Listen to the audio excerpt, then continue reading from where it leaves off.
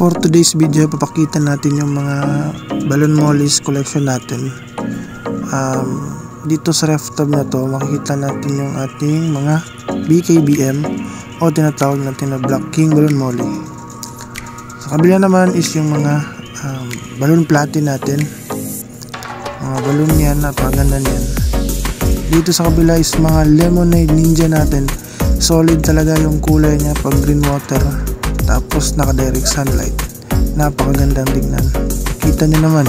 Soon to release yan pag may marami-rami na yan sila.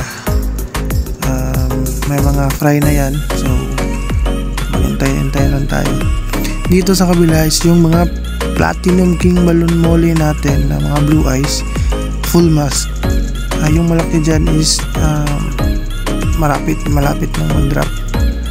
Dito naman sa kabila is ating electric blue tsaka yung ating mga male Guppy Koi.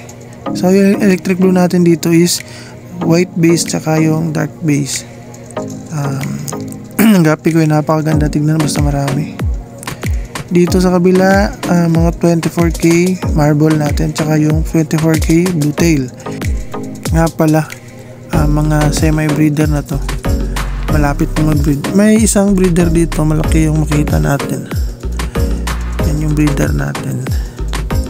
Medyo di natin makikita kasi may reflection ng araw.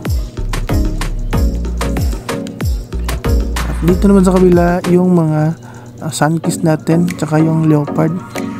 Sayang kasi yung kulay ng Sunkiss hindi na masyadong dark. Dito naman sa kabila is yung mga Yimabuki tsaka chocolate natin, mga red eye.